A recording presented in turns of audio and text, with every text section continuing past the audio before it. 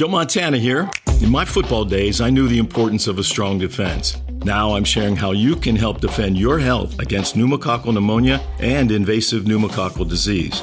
Are you 50 or older like me? The CDC now recommends vaccination against pneumococcal disease. Even if you're healthy, your age puts you at increased risk and over 6 times greater risk of hospitalization with pneumococcal pneumonia than adults under 50.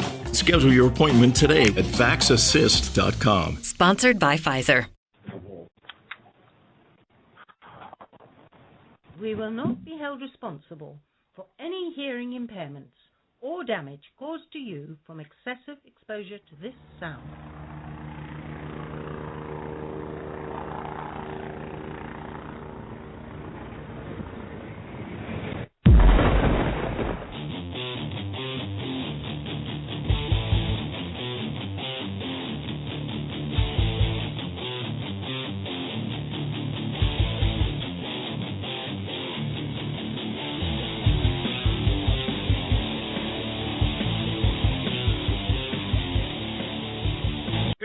Business that you didn't build that.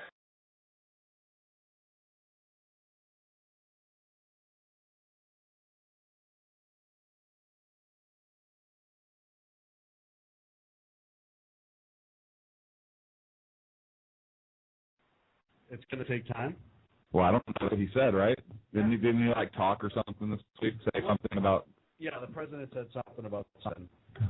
It's going to take time. I'm going to need another 4 years. I don't know. Something was weird. Why would he say that? I mean, I thought, didn't he also say like a long time ago that if he didn't get it done, it'd be a one-term proposition? It will be a one-term proposition. So I guess. So then why doesn't he just let somebody else take reins? Why did he accept the nomination if before he said, yeah, it's a one-term deal? I don't. Why not just let somebody else? Huh? Would you? If you had a job that you were supposed to accomplish, you didn't accomplish it, would you just walk away? Me? Yeah. Personally? Yeah. If I promised everybody that it was a one-term, well, I don't know if he promised that, but. Well, he said that, you know. If I really cared about the country and I believed that that I knew all the evidence was there that I, in fact, wasn't helping and in a lot of cases made some things worse, then, yeah, for the good of the country, I would think Ego would step aside and I would let somebody else come in to try and fix what I was unable to do. But then again, I love the country. You know that. You're a giver. No, you know that. I know that. Everyone knows that. It is Friday. It's a new slot time. We're trying out, which is wonderful. Well, this is welcome to Backhead sometime. Yeah, and which is weird because we got late night and after dark, so we're going to try prime time. And really it came about because we were just exuding awesomeness, and what I usually do. But well, yeah, Doy. How do you spell it? Is that D-O-Y or D-O-I? D-O-Y. Are we going to talk about anything of substance today? Yeah. How is Boston doing? Terrible. So that's why I'm moving right along. The new jobs numbers came up. No, hang on a second. Okay, that's right. We were guessing jobs numbers. That's right. We had to talk to the jobs numbers. Before we get to the DNC, your favorite person is going to be on in a little bit. My favorite person, too. So. Are we talking about George Washington? Because he, I don't think, would have been there. That's kind of weird. No, Washington Schultz. You've had a couple. Washington Schultz? Washington Schultz. One this week, to the point that even Anderson Cooper from CNN said that she was living in an alternative universe. Now, hang on a second. You know what? Isn't Washington Schultz is up for re-election in the 23rd district in Florida? In Florida, and that because because we were kind of we're kind of awesome in that district for primaries. We're huge in the Florida 23rd as far as Tea Party years go. Oh, you know what? If I was Karen Harrington, I would have a field day, and I'm sure she is, because Karen is very intelligent. We had the pleasure of speaking to her, and hopefully she'll come on again and talk to us. But I would think she would have a field day with all these. I see several political ads coming out with just hanging all this stuff around Osman Schultz's neck, especially in Florida, where you have entire population and so forth. I would think this is just going to get hot around the neck. Really high Jewish population, from what I understand. I know that. Yeah. So we're going to talk that. We're going to talk about Bubba was at the. I'm sorry, former President Clinton spoke at the DNC. We have some highlights, and we'll talk about that. Biden, and honestly, his speech surprised me. Not Biden, but Clinton. Oh well, because he was better than anybody else that spoke. No, that surprised me. I actually expected that of him. I did as well.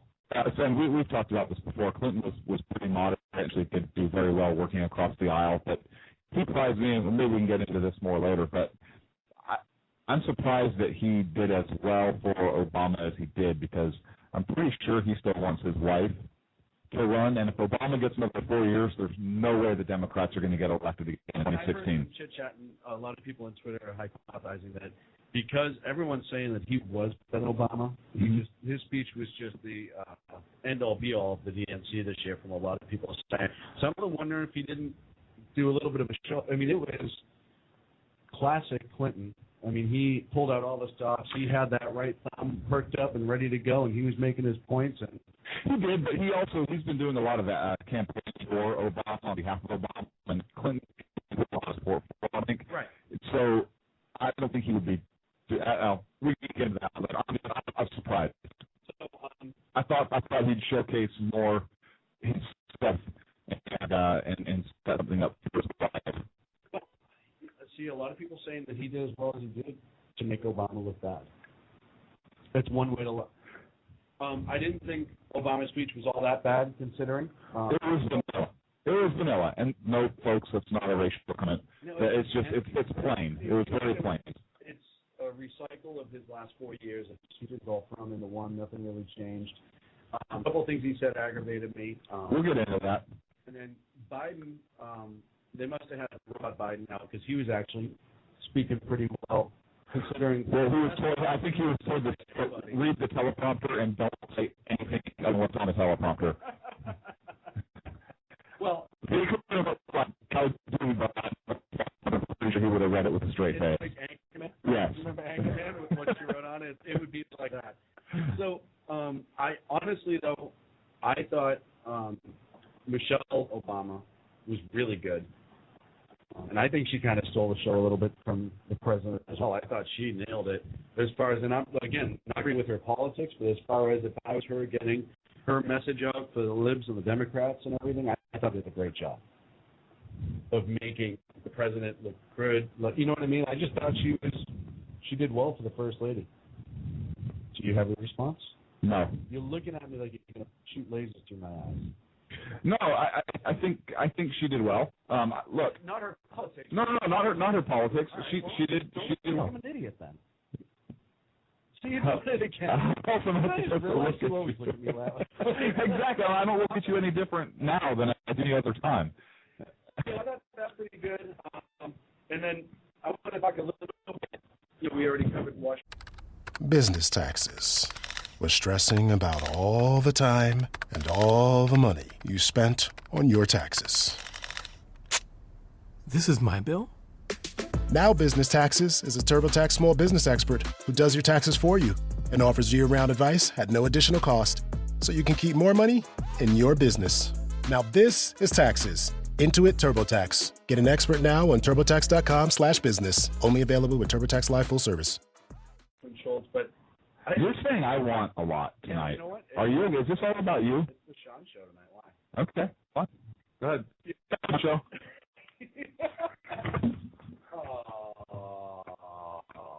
Come on, sit down. I'm just kidding. You know I love you when you let me talk. Show's not an integral part of the show. What? No, I'm not telling you that. So, but first, let's start off. Let's see the jobs. We still haven't read those? No, because you keep them sidetracked. That's classic us. Go. So this month we had 96,000 jobs. Well, that's huge. That doesn't even make up for the growth in our population. Yeah, our growth is 150,000. Hey, good job. He nailed it. Good job, federal government. Down from 141,000 jobs in July, which is actually even less than that because the labor board fixed the 2 previous months and said it was actually 41,000 less than what they originally said. So that's awesome. They said 368,000. This kind of shocked me. 368,000 people in this country stopped looking for jobs. Well, why would they? Listen, they get food stamps. Not all of them. Not all of them. I think a lot. Did I say all of them? No, but I think a lot of people. The food stamp program has expanded by how much under Obama? They're doing commercials about how awesome it is to get food stamps. But I'm talking about the work. So why start looking for work Why start looking for work when you can get the government assistance and you don't have to look for work in order to support your family? That's why the jobs are dropped, perhaps. No. What do you mean, no? I think a lot of people are frustrated. I think a lot of people that really want to work and go out and they've been searching and trying to get a job and not live off the system. A lot of people don't want to live the system, believe it or not. A lot of people do. A lot of people do, but I think The glass is half empty, Sean.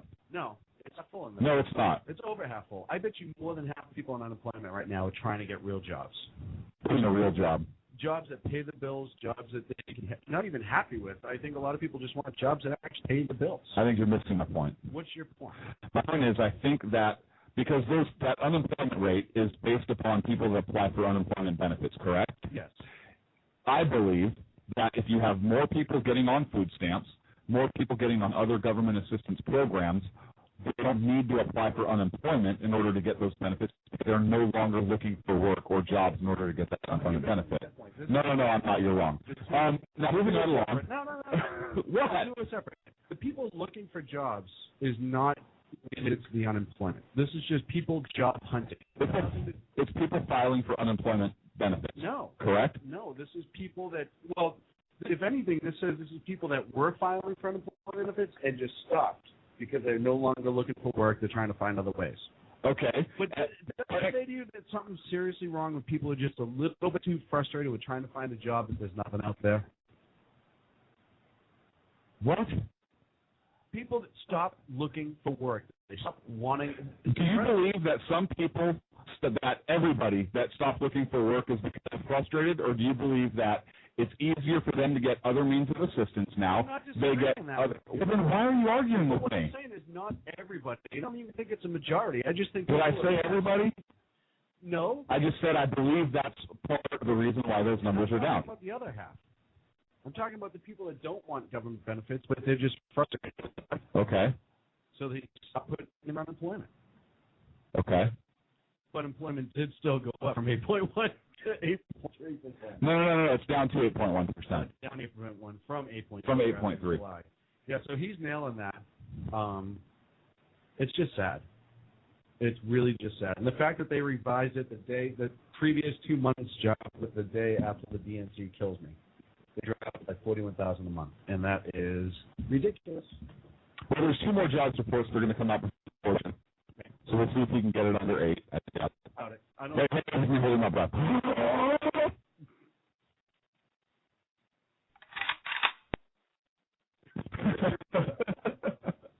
I've given up on holding my breath. So I don't think he'll get it under 8. I'll tell you right now. Gas prices, I bet you jump off the cliff. So you think gas prices are going to stay under $8 per gallon? No, I don't think so. I think come December 1st, if he wins, gas prices will be through the roof even more. I think you're going to see them drop in the next month. I want to talk about this whole unemployment or this food stamp thing. Okay. So you don't believe that more people are on food stamps? No, I didn't say that. You do believe more people are on food stamps? You don't believe the government is trying to get more people on food stamps? I believe they want more people on food stamps. And do you think that more people are on food stamps as a result of their efforts to get them on food stamps? Well, yeah, when you're advertising for it. Okay. And if people are getting food stamps and more money, do you think that decreases their incentive to go out and look for work? Yes. Okay, so it decreases their incentive to go out and look for work. Do you think maybe then it's logical to assume that less people would go out and look for work? Yes. Okay, thank you. I understand. What else do you want to talk about now? I understand your point. I understand what you're saying, but I think a lot of people just outright giving up. I don't even think they're necessarily putting. I think some people gave up out of frustration. Yeah. Maybe. That's the totality of this whole thing that I take, is that people are so frustrated they don't want to even look for jobs. No. I'm not talking about the people that want to get on the system. Well, then it'd be a combination of those two, correct? Yeah. Okay. But that Or basically just that the qualities suck. they do suck. Okay. That's the problem. And again, when you're advertising for people to get on federal assistance because it's easy versus they actually need it, this is a serious problem.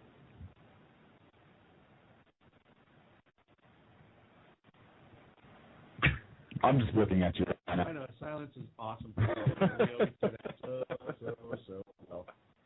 So why don't we do this? Why don't we take a break and then we get back to that? Why don't you take a break? No. Okay, let's keep talking then. No, I'm kidding. Let's take a break. And then when we get back, we'll jam the DNC and get back with that. What do you think? Well, what do you mean? Why are you asking me what I think is show tonight, remember? That's right, it is the show. I want to talk about Debbie Wasserman Schultz when we get back. I absolutely want to. 347-205-9399 if you want to call in and join the show. We actually have somebody screening calls, so, it won't be my voice. We'll be back with you.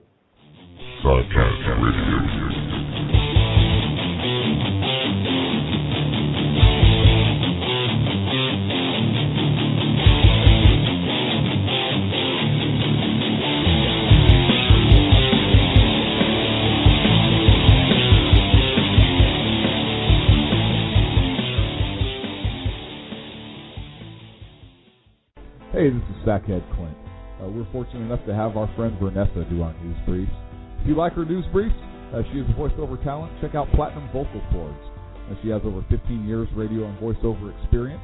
Graduated Northwestern State University with a liberal arts degree. Don't let that scare you, folks. She is a true sackhead. Please check her out. Again, that's PlatinumVocalCords.com. Thank you.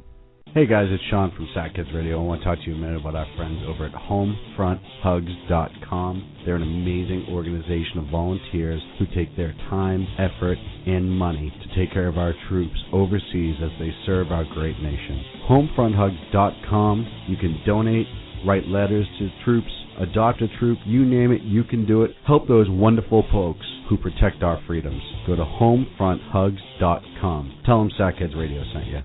Hey guys, it's Sean from Sackheads Radio. I know I've said it before. Check out our friends at conservativeoutcry.net, but I really mean it. If you want interesting and exciting political commentary and analysis, that is the place to get it. Different, always spot on, always truthful, never pulling a punch. conservativeoutcry.net. Tell Rooster to get Bulldog back on and that Sackheads Radio sent you. And also, coming soon, the Sackheads Radio Forum on conservativeoutcry.net. Hey, this is Sackhead Clint. I want to take this opportunity to thank all the wingnut leaders throughout the world to give our men and women of the armed forces a job, as well as all the anarchists, terrorists, and Occupy folks that give our men and women in uniform on the home front, firefighters, law enforcement personnel, and first responders, job security here in the States as well. So thank all you wingnuts out there. This is Sackhead Clint saying have a good day. Due to the graphic nature of this program, listener discretion is advised. 3, 2. I love how you're still doing the countdown. We discussed previously that it's completely unnecessary. Hey, now welcome back, our true professionals. And welcome back to our Friday night early show. This is bizarre. I just woke up. That's the strangest part. Is I don't feel like I'm awake yet. Normally I'm not up for this for another 3 hours, so if I'm a little off, I'm sorry. I'm sorry, I was sleeping. So why don't we jump in? Let's talk about Washington Schultz before we get to the DNC, because I think we're both chomping on the bit about this. So what thing are we going to talk about with her? I actually have 3 different clips I want to play about her because Perfect. just highlight. The first one is. Let's start with the family ride. All right, this is via Fox News.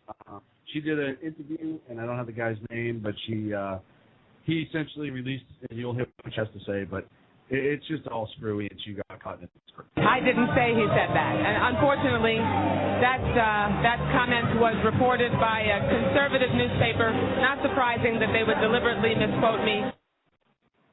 What comment was she talking about there? She's essentially talking about the fact that she said that the Republicans. Well, just play it. Just what she didn't say.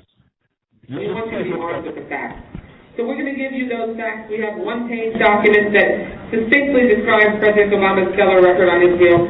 We have a 6-page document as well because we're Jews and one page really isn't enough.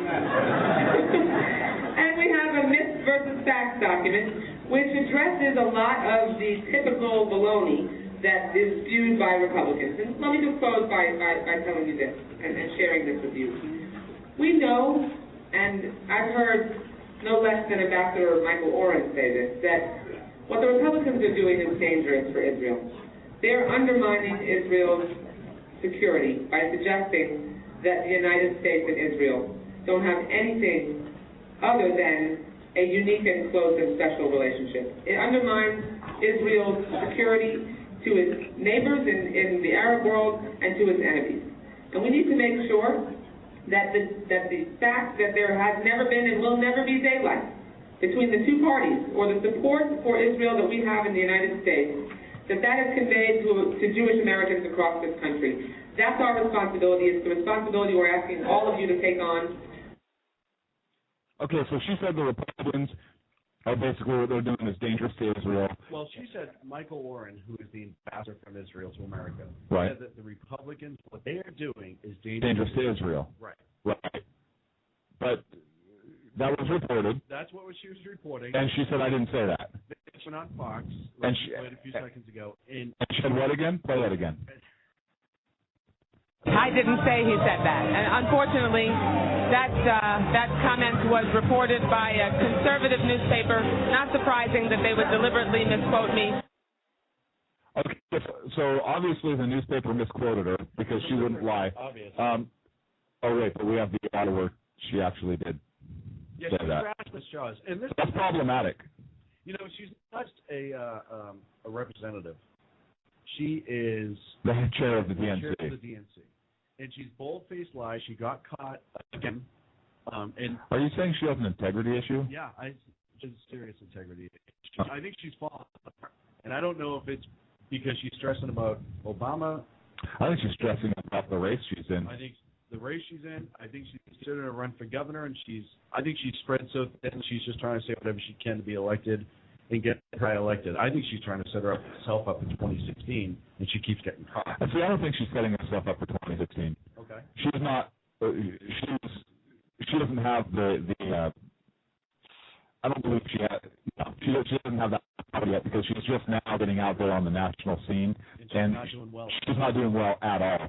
And I wouldn't be surprised if, with all these gaps going on, especially with some of the things that happened at the DNC, if she's asked to step down. Well, what, pray tell, happened at the DNC this week that you would say she may have to step down?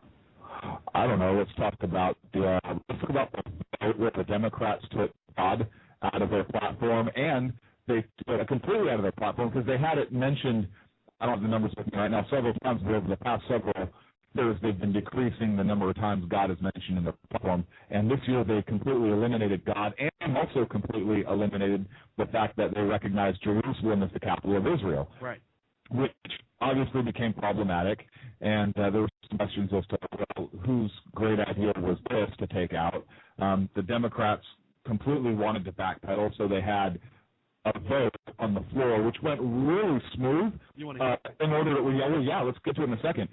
Which was really smooth to put that language back in the platform. So it sounds like most Democrats agree that God needs to be in their platform and that Jerusalem is the capital of Israel, because the Democrats haven't become a completely left-wing lunatic organization yet. So I think most of the Democrats are good people, and they agree that should be in there. So yeah, let's take a listen to the audio. Yeah, let's listen to it. Okay. Recognizes the delegate from Ohio, the chair of the platform drafting committee, former Governor Ted Strickland. No. Mr. Chairman, I move that we suspend the rules to permit an amendment to the platform adopted by this convention last night. Governor Strickland has made a motion on the floor to suspend the rules. Is there a second? A motion to suspend the rules to permit the amendment to the platform has been moved and seconded. This is a non-debatable motion requiring a 2/3 vote. All of those in favor of suspending the rules, say aye. All those opposed, say no. In the opinion of the chair, there's been a 2/3 affirmative vote to suspend the rules. Governor, would you like to make your motion? Thank you, Mr. Chairman. This summer I was proud to serve this party as the Platform Drafting Committee Chair. As the Chair, I come before you today to discuss two important matters related to our party's national platform. As an ordained United Methodist minister, I am here to attest and affirm that our faith and belief in God is central to the American story and informs the values we've expressed in our party's platform. In addition, President Obama recognizes Jerusalem as the capital of Israel, and our party's platform should as well. Mr. Chairman, I have submitted my amendment in writing, and I believe it is being projected on the screen for the delegates to see. I move adoption of the amendment as submitted and shown to the delegates. A motion has been made. Is there a second? Is there any further discussion? Hearing none, the matter requires a 2/3 vote in the affirmative. All those delegates in favor say aye. All those delegates opposed say no. In the opinion of the... Let me do that again. All of those delegates in favor say aye. All those delegates opposed say no. Uh-oh. Wait a minute. Uh-oh. Did I answer that a little more? They have the device. I guess. And then you got to let them do what they're going to do. I'll do that one more time. No, we'll do it. All those delegates in favor say aye. Aye. All those delegates opposed say no. In the opinion of the chair, 2/3 have voted in the affirmative. The motion is adopted, and the platform has been amended as shown on the screen. Thank you very much. Thank you. Governor Strickland. That was That was the mayor of L.A. That did not sound like 2/3. No, actually, one of the things that sounded to me like more people did want that platform change. 50-50. I'll at least give 50-50. You'll give them 50-50? That's not 2/3. Okay, so now it's not? Hang on, let me do the math. Math was not my strong suit. Hang on, it's not 2/3, I promise. No, hang on, wait, take yours off because I need your toes to count this up. One of the things that you miss in the audio that you could see on the video is how many people that were opposing it, like the adamantly opposing it. And they were mad. You could see the look on, and this is their party. I like the look on the mayor's face when they didn't have the people go, let's try that again. And I don't know who the woman was that went up to him. I'm sure it was probably somebody who is in charge. But the fact that he had to... Debbie Wasserman Schultz, because she's in charge. The fact that she had to go up to him and say, just let them do what they're going to do is funny. It tells you that he had no idea. They thought it was a slam dunk. They thought everyone would be... He got lost because they didn't agree. Oh, my God. Apparently the delegates didn't do what they were instructed to do. I mean, as a delegate, aren't you given a list of things that you have to do? Oh, no, wait. You're not. Oh, you're not? No, you're just allowed to make your own decisions. Oh, that's weird. This is America. What do they think this is? Excuse me, folks. I didn't mean to make you choke right there. So here's the best part.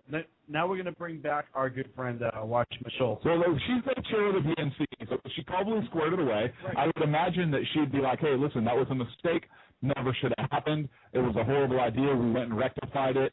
And it's right. Here is her slam dunk response on CNN shortly afterwards. Well, let's hear what she said. That's her plan.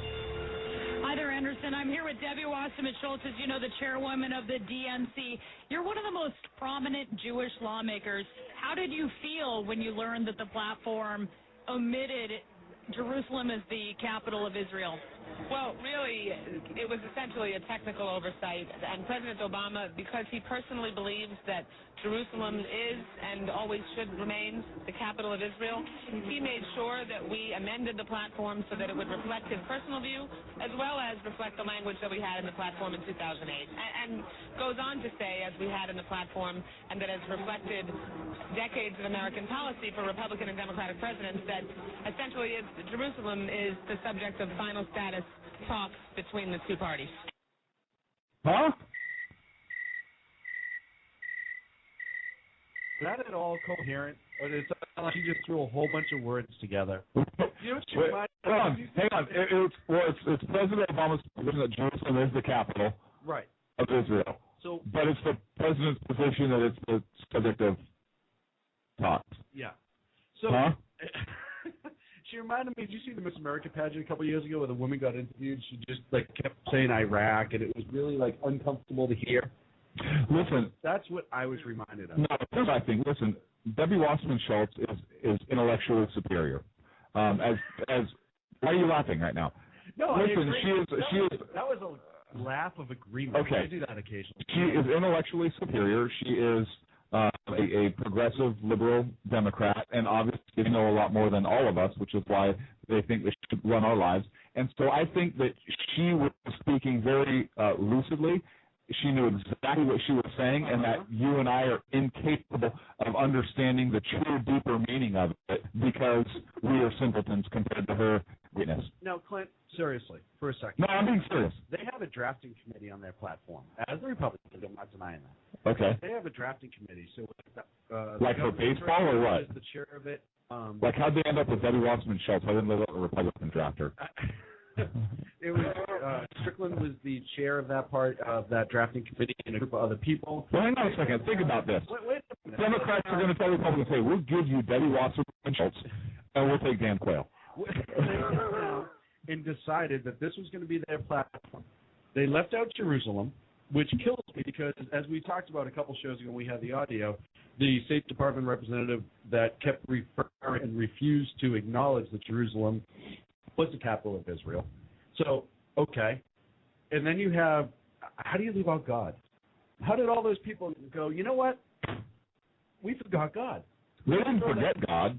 They intentionally left it out. Do you really need me to explain this to you? No, I am being facetious. Okay, because if you acknowledge God... I don't even get credit for facetious. That's a nice word. How do you spell it? Huh? Hold on, here comes spell check. So, if you leave God in your platform... Right. Let me go back. Where do our rights come from? Right, God.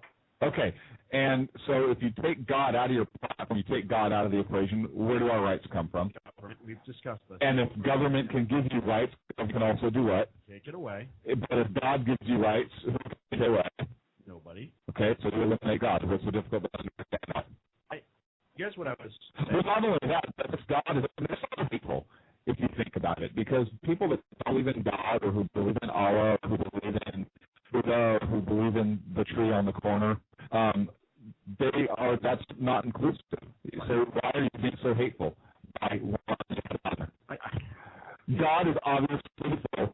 That's why they needed to remove it from their platform, because you need to include everybody. And not everybody agrees that there is a God. You totally nailed it. Okay. So what's difficult to understand about that? Nothing at this point. I guess I'm done then, because you proved me 110% over. Now, I know they intentionally left it out. They were trying to sidestep the issue, and they got called on it. The same thing with Jerusalem. They tried to sidestep it. They got called on it. I want to know how many ads. And then the chair of the DNC came out, and she couldn't even intelligently articulate why. She's so awesome. She just kind of blubbered on and just blah, blah, blah, and there was no reason. And then she starts getting into this, how it, reflects Obama's point of view. And if that all reflected Obama's point of view, why wasn't it in there the first time? Why are you asking me? I have no idea. Because it's frustrating. So, I don't know. Yeah, you do. It kills me. Look, I want to know if Republicans are going to hang around. Yeah.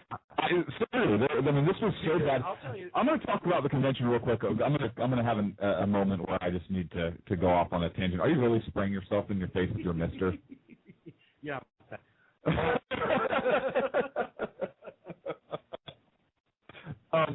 The tone of the DNC was different, in my opinion, than the tone of the RNC.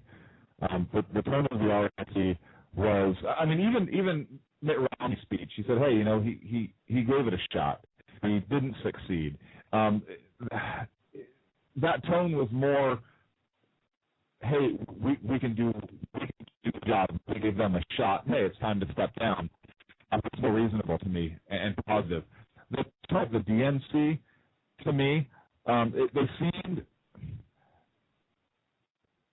they seemed negative. And a lot of the speakers, to me, seemed like they had a negative tone to them. And I just, but you know what? I think it's a fundamental distinction between the two parties. Also, you look at the Tea Party versus the Occupy movement. Right. You have one side is more quote unquote extremes. Right. Yeah, the quote unquote extremes on each side of the party. So you have an extreme Tea Party who leaves the National Mall completely clean, and there's no arrests, and Yeah, they're very out of control. Very respectful of property and God and the flag. Politeness and they're pulling of permits. Darn cleaning up after themselves. Right. And then you have the Occupy people and the people on the far left who tons of arrests, destroy their property. You have, rapes and the things that were going on drugs, all that stuff. And so it doesn't really surprise me that the tones of each of those conventions were different. One more of a positive or uplifting tone, and the other one more negative. And I think I'm glad they did it, because I think it's going to force people to one side or the other a lot quicker. And I also feel that people are frustrated.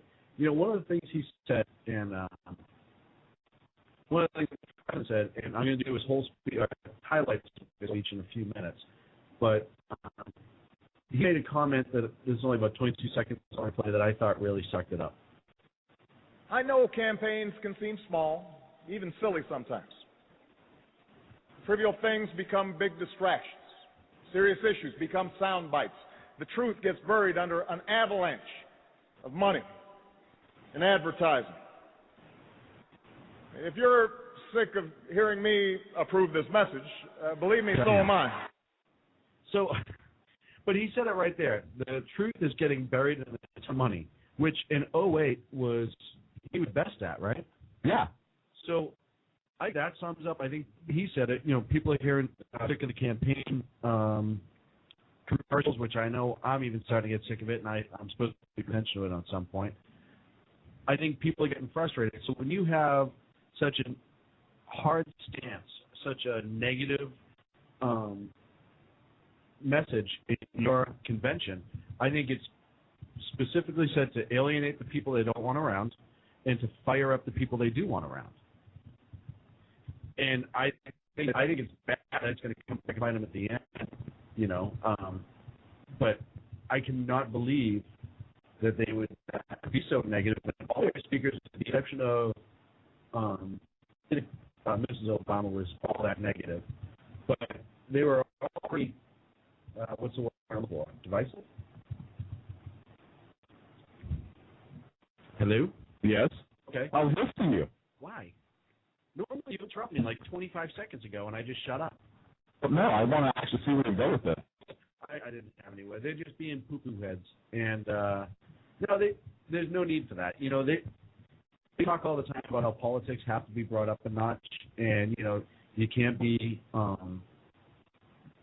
so negative and, sling mud, but yet their whole convention was about that. They even alienated some of their own people on the vote. And I think that sums up their whole convention. Having said that, we are going to listen to a couple of the speeches. I get a chopped up version of Clinton, chopped up version of Vice President Biden, and the President himself. And we'll do that probably. Do you want to take a break? Yeah. All right, let's take a break. When we come back, we'll get into the DNC itself and take your call, 347-205-9399. This is the Sackheads Radio Show early in the evening. So I'm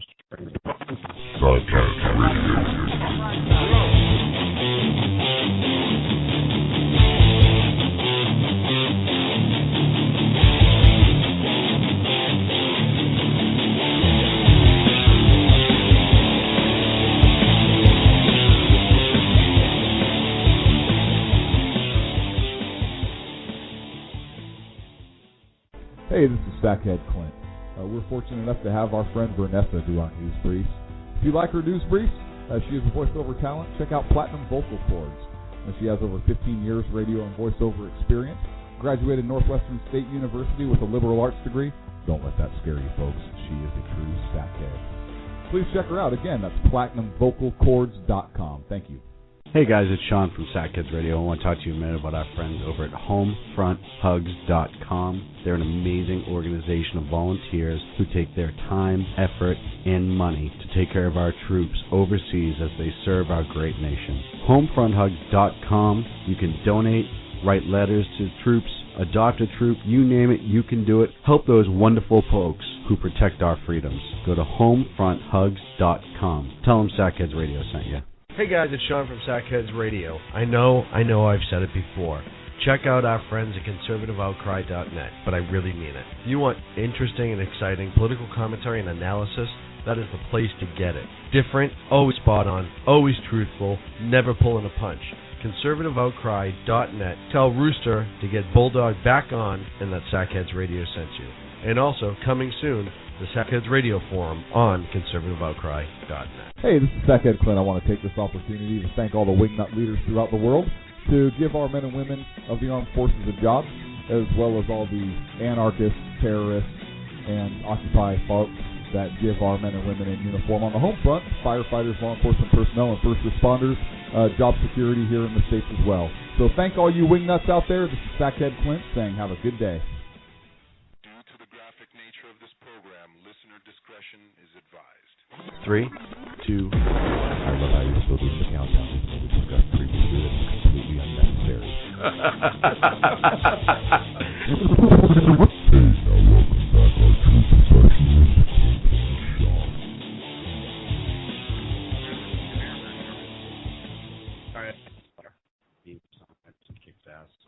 So anyhow, we're back at 347-2 if you want to call. We're going to get into the DNC.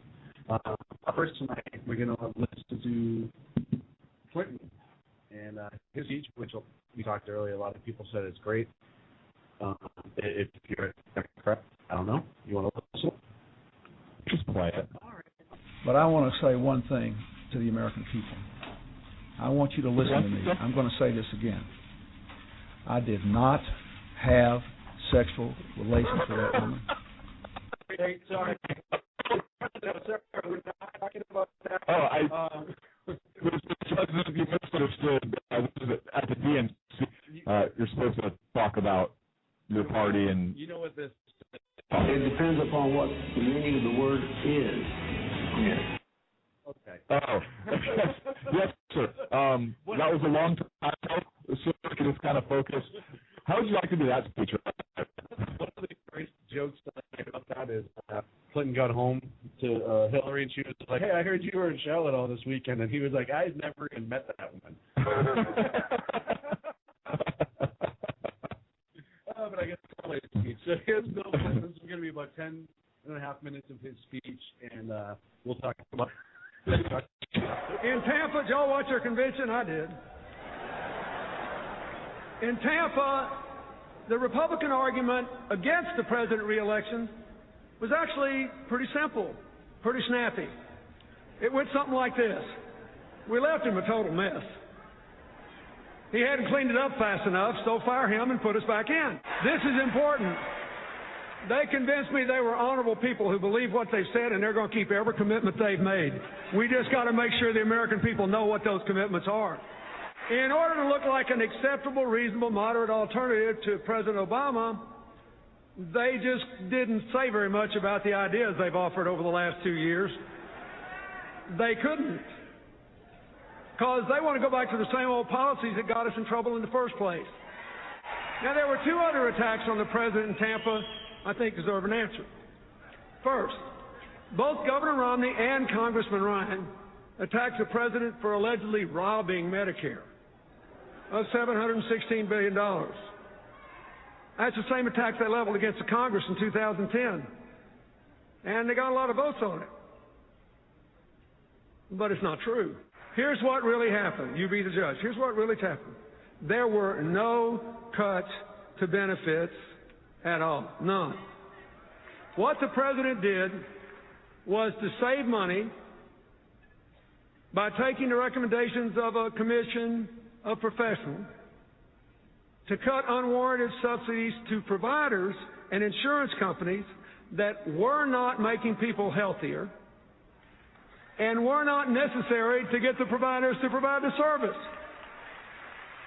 And instead of raiding Medicare, he used the savings to close the donut hole in the Medicare drug program. You all got to listen carefully to this. This is really important. And to add 8 years to the life of the Medicare Trust Fund so it is solvent till 2024.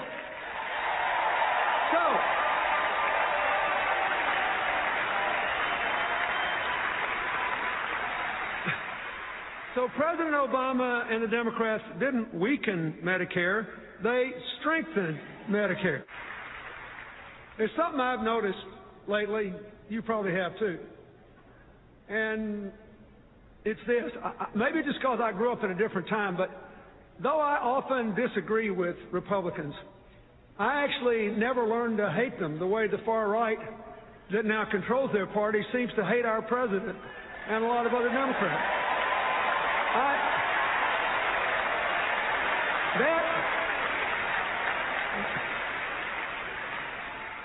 That would be impossible for me because President Eisenhower sent federal troops to my home state to integrate Little Rock Central High School.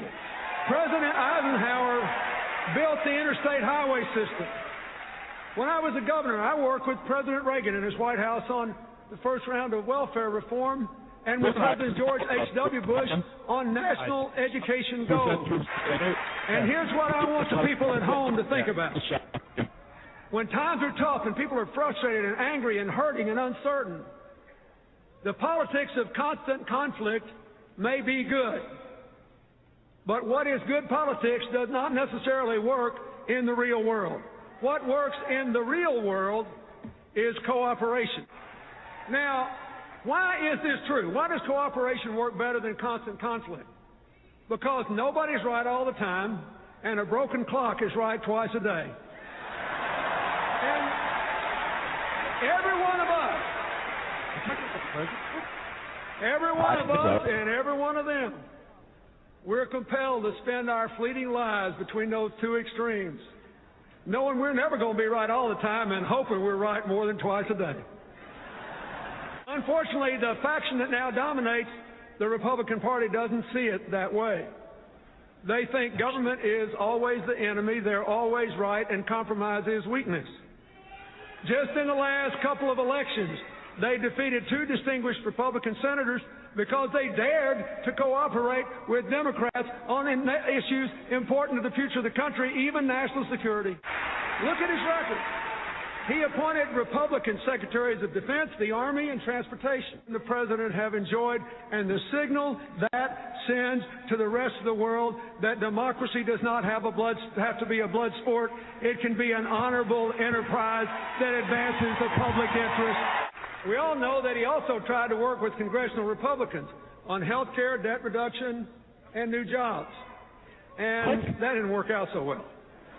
But it could have been because, as the Senate Republican leader said, in a remarkable moment of candor, 2 full years before the election, their number one priority was not to put America back to work.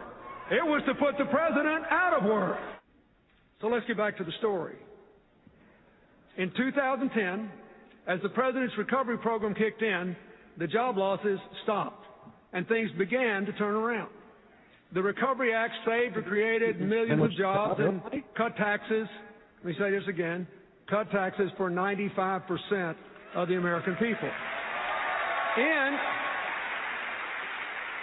the last 29 months, our economy has produced about 4.5 million private sector jobs. We're all in this together is a far better philosophy than you're on your own.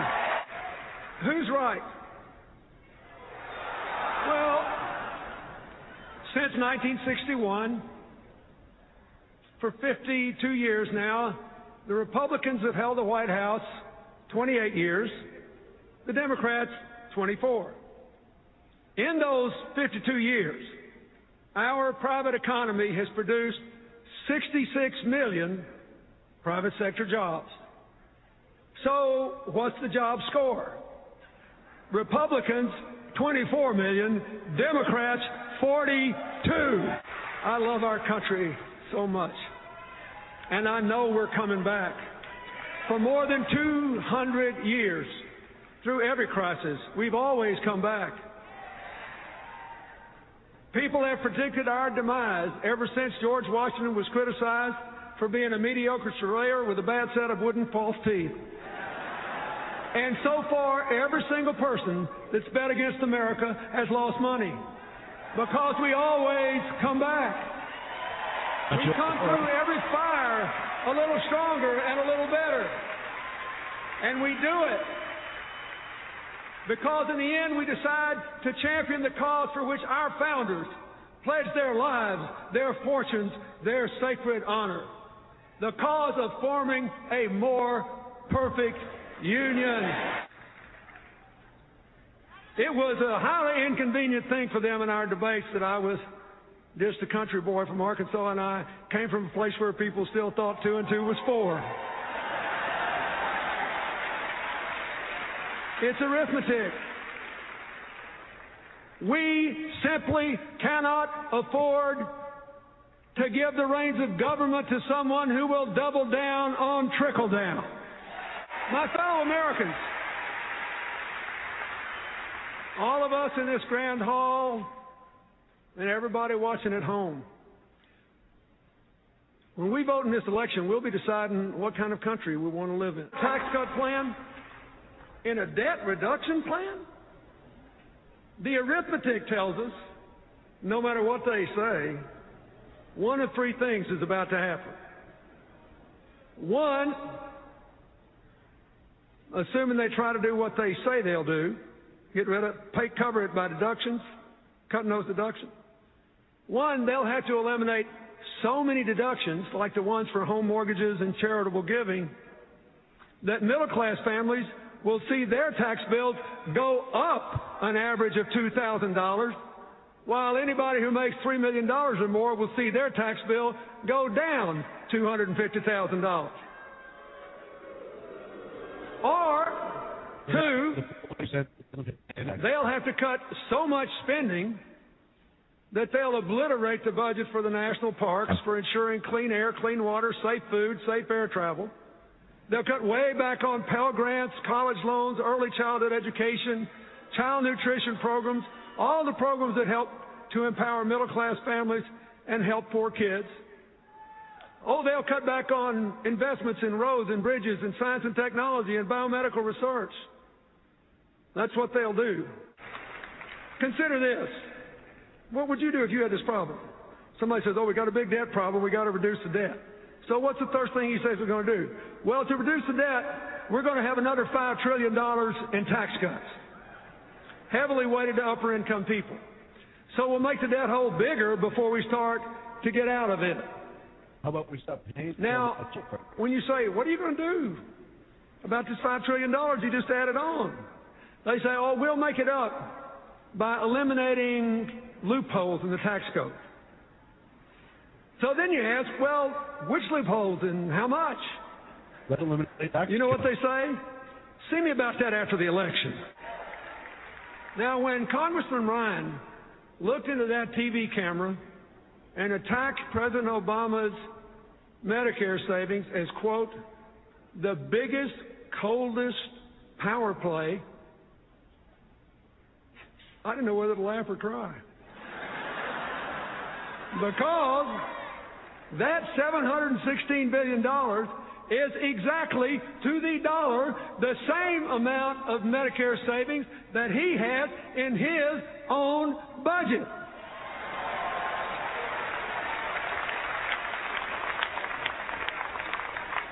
You got to get one thing. It takes some brass to attack a guy for doing what you did. So that was former President Bill Clinton. You know, I have to say, Bill Clinton is an excellent speaker. He is, and he's an amazing politician, and he's very likable. Yeah. I don't know how credible he is with this whole lying to Congress thing, but seriously, people like him. Other people on both sides of the aisle like Bill Clinton. He's an excellent speaker. He's not a bad. He presents a case to where you're listening to it. You know what? That actually sounds good and reasonable. Right. So I think he did a very good job for what it was he was supposed to do. Right. He made Which it very to fire people up. Well, that, and it was also to get support for the Democratic Party. And one thing I noticed, he did attack the Republicans a lot for some of their policies and threw out figures and so forth. And there are actually a couple fact checker websites out there that did some fact checking on his figures. The Washington Post has a fact checker on some of his figures also. specifically some manufacturing jobs figures and so forth, and we can get to those in a second. But he did what he was supposed to do. The interesting thing is he talked a lot about what the Democratic Party could do and what the Republicans were doing and how it was not good, and making the case that the Democrats should remain in power. And he mentioned Obama specifically in some of those arguments, but for the most part, it sounded like he was making a case for the Democratic Party more so than for Obama specifically, even though he did endorse him, and he did say he supports him. He's been doing commercials and so forth for him. But he was talking more Democrat-Republican, I believe, and then comparing Mitt Romney and Paul Ryan to Obama. But it seemed to me like he was making the case more for the Democrats to stay in power as a whole. Well, yeah, he was not speaking for Obama as much as against Republicans. That's kind of how I felt it. I also felt that, he was talking about the whole, talk to me after the election and we'll tell you where that's going to come from.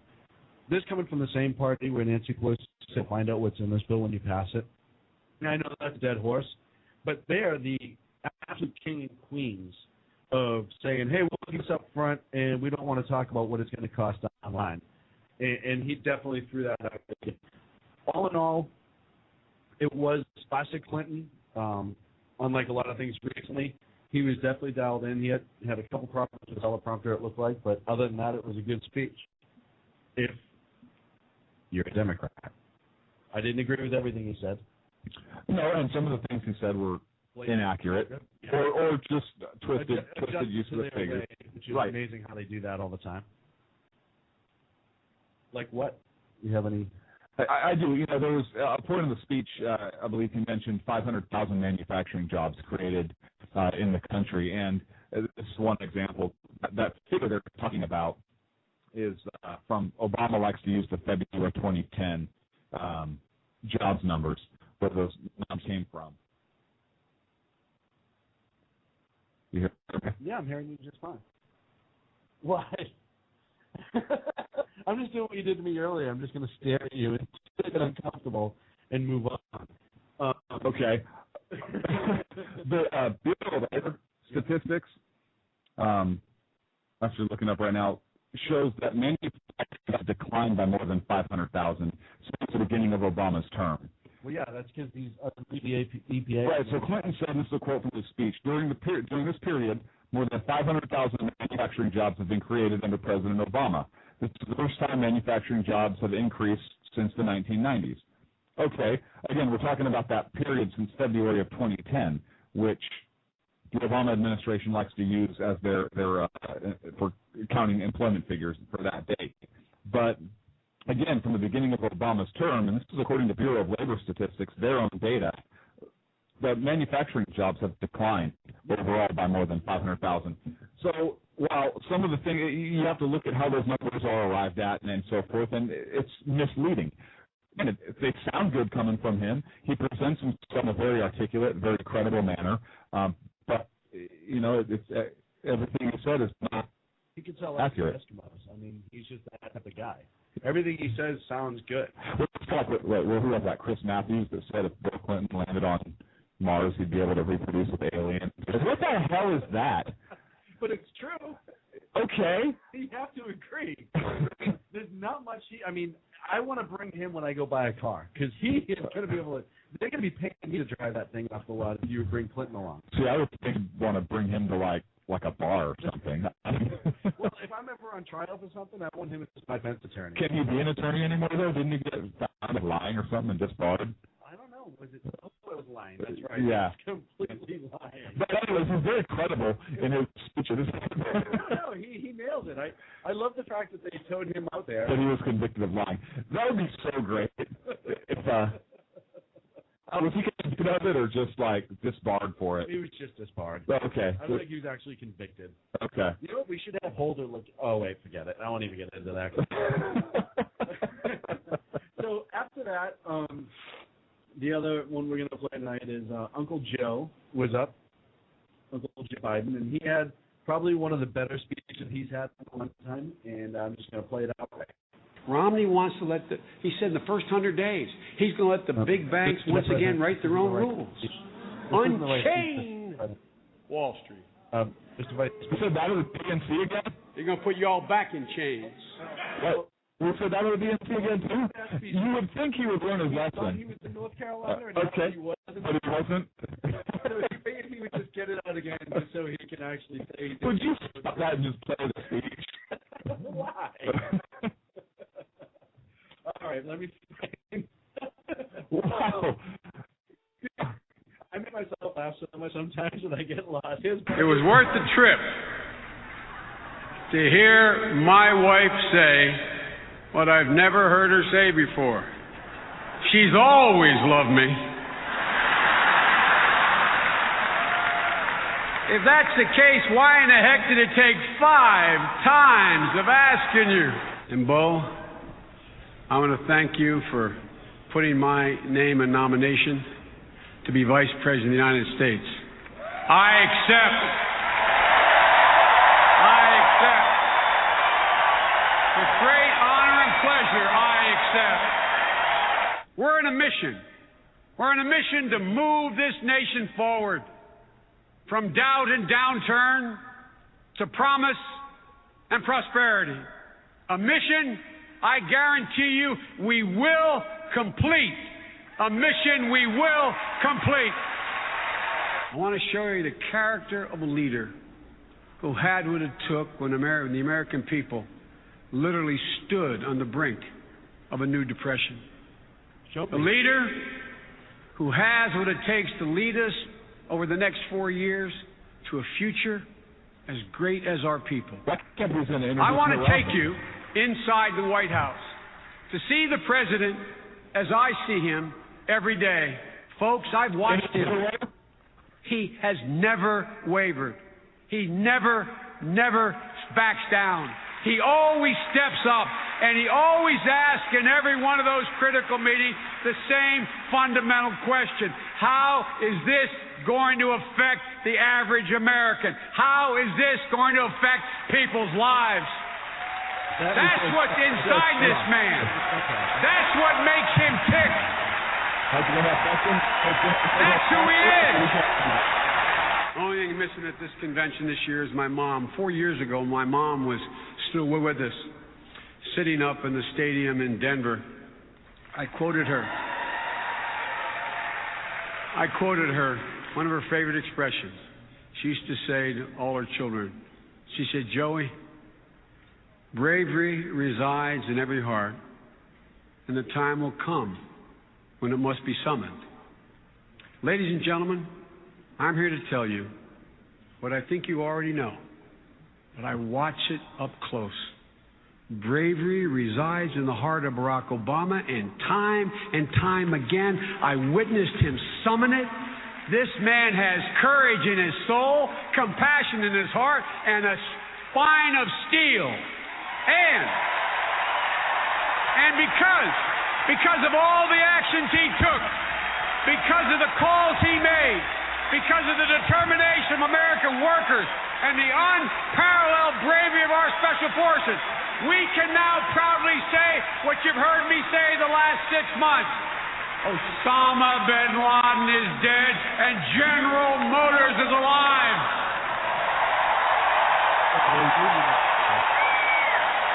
The most fascinating thing I found last week was when Governor Romney said that as president, he would take a jobs tour. Well, with his support for outsourcing, it's going to have to be a foreign trip. It will. Look, President Obama knows that creating jobs in America, keeping jobs in America, bringing jobs back to America is what the president's job was all about. That's what presidents do, or at least supposed to do. Folks, Governor Romney believes it's okay to raise taxes on middle classes by $2,000 in order to pay for literally another $1 trillion tax cut for the very wealthy. President Obama knows that there's nothing decent or fair about asking people with more to do less and with less to do more. Governor Romney believes that kids like our dreamers, those immigrant children, those immigrant children who were brought to America's shores through no fault of their own. He thinks they're a drag on the American economy. President Obama believes that even though those dreamers, those kids, didn't choose to come here, they have chosen to do right by America, and it's time for us to do right by them. We now find ourselves at the hinge of history. And the direction we turn is not figuratively, is literally in your hands. I agree with that.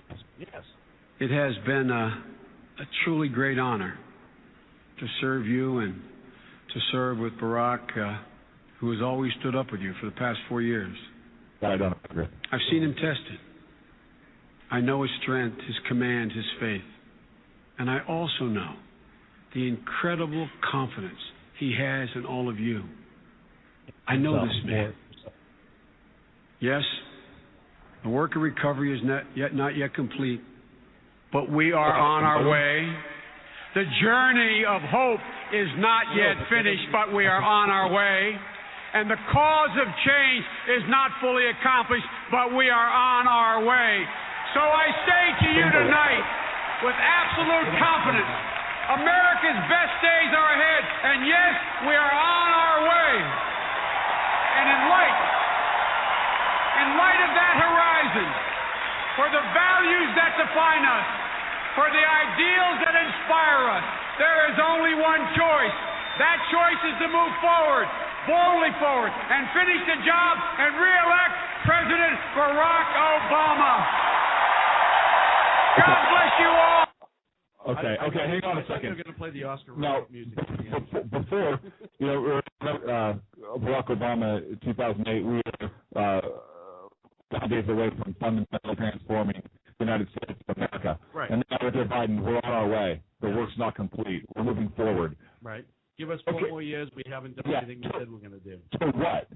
You're moving forward to what? Right. Your policies are not creating jobs. The 4 years of jobs figures back that up. Yes, you may have walked into a mess, and it hasn't gotten any better. We know that the stimulus package has not worked at all. We have Bernanke today talking about how they may need to do another round of stimulus. Are you kidding me? Yeah, this is like grand. Are you kidding? We are going to have rampant inflation if you have more money basically digitized, flooded into the market. The dollar is going to drop. You're going to have it. There's no way around that, because you cannot suck that much money back out of the economy without doing damage to it, without having serious repercussions. And you can't print and pump that much money in and create that much money. Our money's not backed by anything. No, so you can't create that much and put it into the system without having inflation. You can't do it. So what is it, Mr. President? What is it, Mr. Vice President? You have to specifically. You jot down oil drilling. Difficult to say the least to get permits to drill in the Gulf. Yet we pumped money into Brazil and into Mexico and some other countries to drill oil in the Gulf. You've stopped the Keystone Pipeline, which would have brought jobs to America and assisted us with our independence. What is it you're doing? You talk about Joe Biden talked about there in his speech about people paying their fair share. I'm sorry, but the rich are taxed at a much higher rate than the poor and then the middle class. And we're not talking paying 10% across the board, which we've gone over these numbers before. 10% of $1 million is a lot more than 10% of 10,000. They're still paying more. That's not the case. They still have a higher tax rate, and they are paying. So you want them to pay now even more? That's not fair. That's not the purpose of liberty. That's not treating everybody the same. It's class warfare. So what is it you guys want to accomplish? What is it, Joe Biden and President Obama, that you have not accomplished? What is it you want to move forward to do? What do you want to transform our country into? Because you're not just redistributing wealth to amongst our citizens, taking from our rich and giving to our poor. You're redistributing our national wealth. And you're giving these jobs and and again, I'm bringing up Brazil, Mexico, and so forth, to these other countries. We're going to the UN before taking military action, as opposed to going to Congress. Well, yeah, we have to bow down to them. What is it? Where do you want to take our country? And don't talk to me about jobs and these other things, because that's a bunch of bullshit. Everybody asks for permission. Right. Yeah. And then apologizes for America. So tell me, Joe, where are we going? What is not finished? Well, Joe would love to answer you, but he's out looking for his U-Haul that was stolen, and he has to go back to the shed because it's not going to be. You know who he reminds me of? Who? You know the cousin from Christmas Vacation? Eddie? Yes. Merry Christmas! Merry Christmas! Shivers full! That's Joe Biden. Again, I would love to have a beer with the guy, but which will never happen. Yeah, I can picture Joe Biden at like the State of the Union wearing a white sweater with the black dicky underneath. And the patent white leather right. and the white belt. Yeah. Just with a big old smile, drinking like a Schlitz. No, you know, if I'm a Democrat, I take away from Biden's speech. No, that's probably the best he sounded in the last 2 years, and he didn't really insult anybody on our side for once, which is great. And he didn't make any comments that were so far out. He sounded good, but I want to know what is anything of value. What is he talking about? No, it was just a whole bunch of runaround. It's the same thing we've got in the last 4 years, recycled, except this time he was able to stick to the script that they gave. So it's a win as far as they're concerned. No, it is. And again, he sounded good, but what did he say? And they talk about this, you know, our work's not done. Okay, so your work's not done what? Transforming America into a socialist utopia, into an anti-colonial power? What is it you want to accomplish here? And don't tell me it's jobs. Benchmarks? Yeah. Which kills me. Well, they can't, because we want to accomplish X, Y, and Z. We promise hope and change. And okay, the Republicans have a theme. Are you better off now than you were 4 years ago? Listen, I don't care the mess you had. You inherited a mess, fine, but should it not be getting better? You had control of Congress for the first 2 years. You could have done anything you wanted in those first 2 years. But you didn't. But you didn't. Healthcare. Other than healthcare. That really, with everything going on. Oh, that was this big one. Remember that? Yeah. In your first 2 years, healthcare is what you're going to accomplish when we according to your own words, we're on the brink of another Great Depression. Correct? Yeah. And healthcare is what we're going to push through? It's because I believe they want to transform. They said it. They want to transform America, fundamentally transform America. Yeah, and they can do it against the Constitution. They can do it against the founders, which kills me. They've cited the founders more this year, and wait till the president gets going. You'll hear it a bunch more. That's because they believe that they understand that it's starting to take hold. The ideas of the founders, people are starting to relearn them. People actually like them, and they love everything they stood for. Well, once people read and understand where they were coming from, were they perfect men? No, of course not. There was only one perfect man, as far as I know, and his name was Jesus Christ. And other than that, our founders were not perfect. They understood some of their imperfections, but people understand what they meant, what they were trying to accomplish, what liberty is, what freedom is, what tyranny is. They even owned some of their imperfections to the point that they made sure that it was highlighted so the mistakes don't get repeated. They were brilliant, and you want to talk about ahead of the times, and they were, but you're right. The Democrats have started to figure out that people are catching on to that again. Thank goodness. Well, but they need to co-opt some of that. But they do so in a way that is perverse. They corrupt the original meaning. And I think as long as they spout some of that rhetoric out, some people may say, "Oh yeah, see they do identify with us. Yeah, they get it."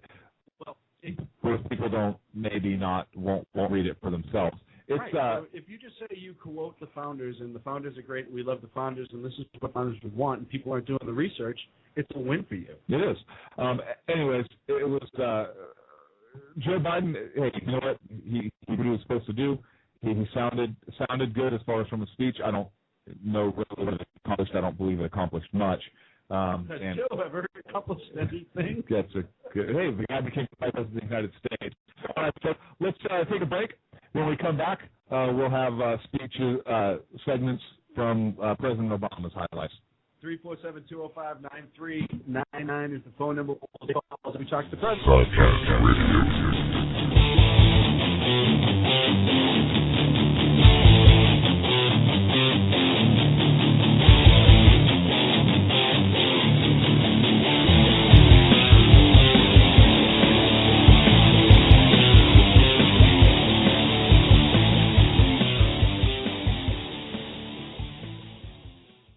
Hey, this is Sackhead Clint. We're fortunate enough to have our friend Vanessa do our news briefs.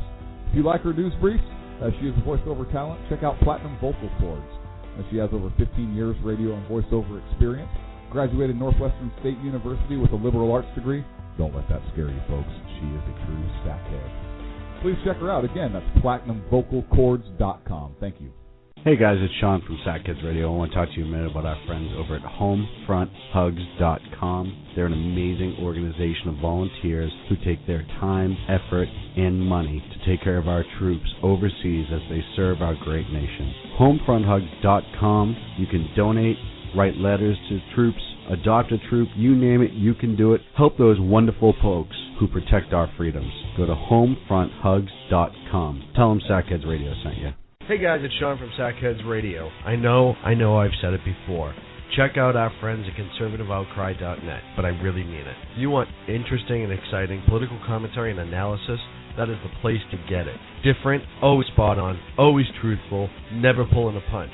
conservativeoutcry.net. Tell Rooster to get Bulldog back on and that Sackheads Radio sent you. And also, coming soon, the Sackheads Radio Forum on conservativeoutcry.net. Hey, this is Sackhead Clint. I want to take this opportunity to thank all the wingnut leaders throughout the world to give our men and women of the armed forces a job, as well as all the anarchists, terrorists, and Occupy folks that give our men and women in uniform on the home front, firefighters, law enforcement personnel, and first responders, job security here in the States as well. So thank all you wingnuts out there. This is Sackhead Clint saying have a good day. Discretion is advised. 3, 2. I love how you're still doing the countdown. We discussed previously that it's completely unnecessary. Hey, now welcome back our true professionals. I don't even know. It hurts me. I can't imagine how other people take it. 347-205-9399. We're about to listen to highlights from the president's speech at the DNC and discuss it. We just covered Biden. God, he kills me, though. I'll tell you. It's I want him to have his own TV show after this. I really do. Like a reality show. Yeah, I think it would be great. You know what? I think that Biden and Charlie Sheen need to do a show together. I just call it winning. So I'm just going to start playing the speech highlights, and we'll discuss it after. This is from last night at the DNC. Before I do you find it weird that they went from a 60,000-seat outdoor stadium and at the very last minute went to like a 25,000-seat indoor stadium? No, I don't find it weird because I don't think they were going to be able to fill You're right. the big stadium, and they didn't want to look. They blamed it on weather. It wasn't like a cloud in the sky. Well, they had how many years of weather data that they could kind of figure out. Kind of predict it? Yeah, a little bit. And didn't, you know what, I'm sure we've been able to find some clips, because I recall Obama saying, the rain never hurt anybody at several of his events. But apparently it never hurt people this night because you would have ring up bouncing off of empty seats. Well, yeah, but think about how, what a harmonious sound that would be. Anyhow, just play. Obama's speech from last evening, and we'll discuss it as Madam Chairwoman, delegates, I accept your nomination for President of the United States. Yeah.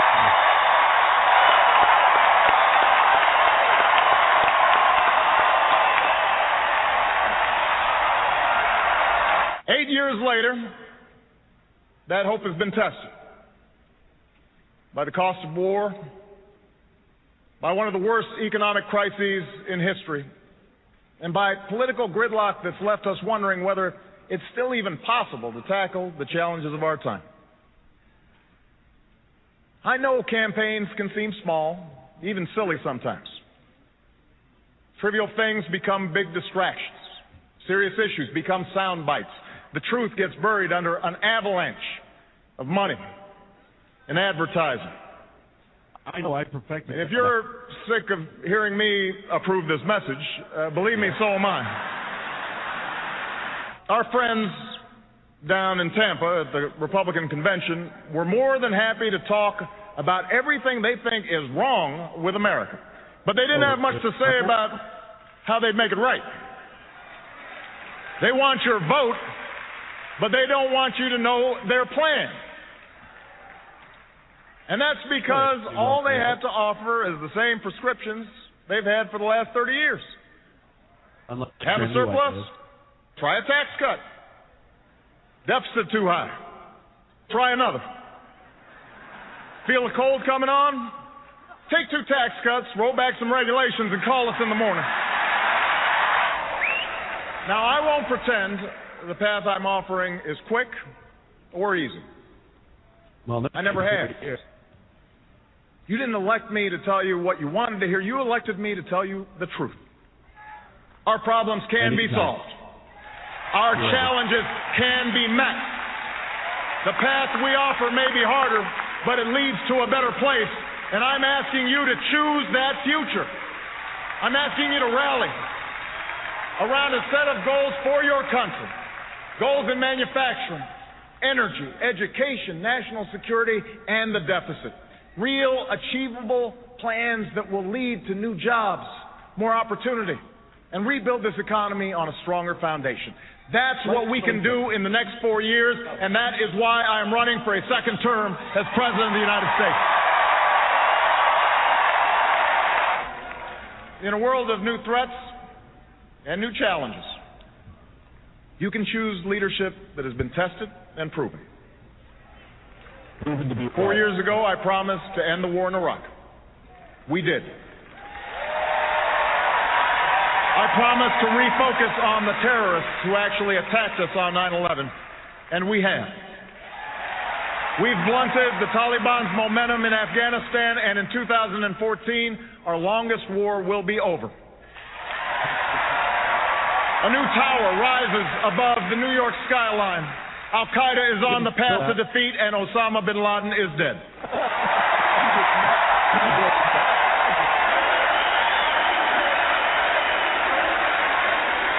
Now we have a choice.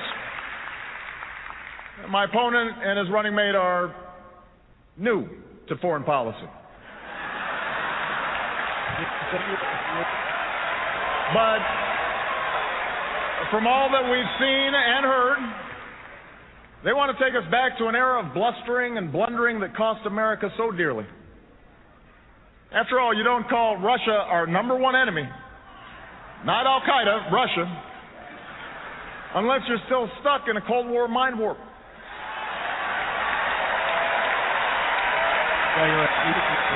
You might not be ready for diplomacy with Beijing if you can't visit the Olympics without insulting our closest ally.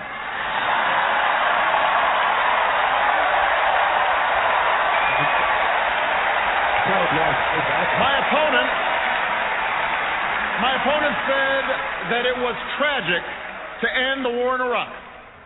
And he won't tell us how he'll end the war in Afghanistan. Well, I have, and I will.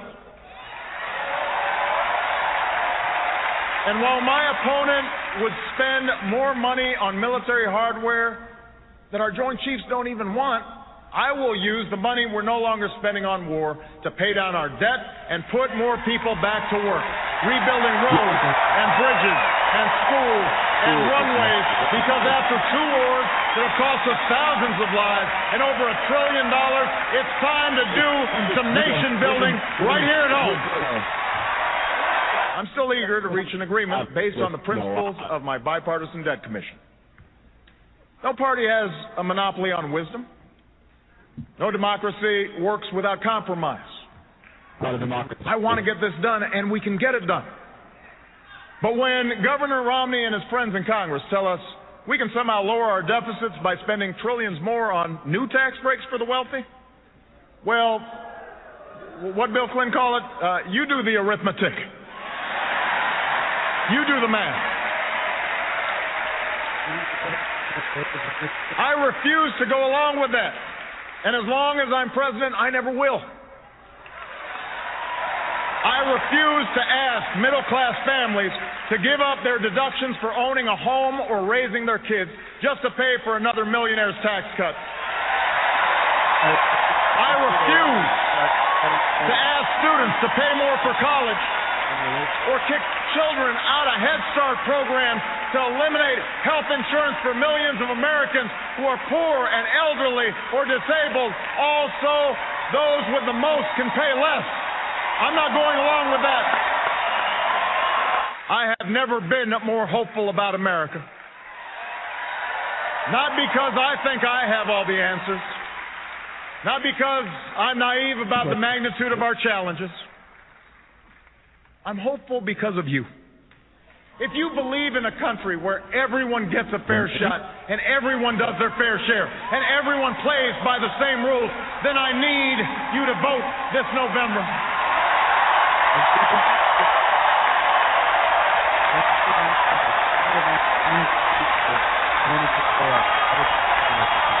America, I never said this journey would be easy, and I won't promise that now. Yes, our path is harder, but it leads to a better place. Yes, our road is longer, but we travel it together. We don't turn back. We leave no one behind. We pull each other up. We draw strength from our victories, and we learn from our mistakes, but we keep our eyes fixed on that distant horizon, knowing that Providence is with us and that we are surely blessed to be citizens of the greatest nation on earth. Thank you. God bless you. And God bless these United States. Okay, stop. I do want to say I'm glad that he said God bless you and God bless these United States. Right. He wrote that in at the last minute. Well, you don't know that. Come on. I'm glad he did it. I think he did it because of the whole fiasco with their platform that we discussed earlier on the show. Right. But he did that. Right. There's a couple things here. One, he said that everyone has the fair shot. Everyone can do their fair share. Everybody is equal. Okay, if everybody is equal, and I'm just going to go to the tax thing here. If everybody is equal and everybody has a fair shot and everybody should be treated the same and do their fair share, then why do you want to increase taxes on one particular group of people, like the rich? They're already paying a higher tax rate, and so how is that? Make it fair. And fair to him is taking their money away. And that's my point. Right. Fair to him means you and I have same, right. Not the same opportunity, not equal opportunity, but equal results. And that's what he's talking about. So while his rhetoric sounds good, hey, everybody has a fair shot, everybody has their fair share, everyone is equal, he's not talking about opportunity there. What he's talking about is results. And that's not what we're set up to do. Why should I benefit from the fruits of somebody else's labor? And okay, so what if the money was gifted to them by their family? Why should I benefit from the fruits of the labors of somebody else's ancestors or father or whatever if they were fortunate enough to be born and come into a family that is well off? They're paying their fair share. They are paying, now if they were paying a lower tax rate than, say, a middle-class person, than you or I or somebody of lower income status, then, yeah, hey, that's not fair. If the top 10% were paying a 4% tax rate, and the rest of America was paying 5% or 10% or 20%. That's not fair. No. But how is it not fair if they're paying 35%? I'm throwing that number out there, and some of us are paying 22%, 20%, 30%, whatever.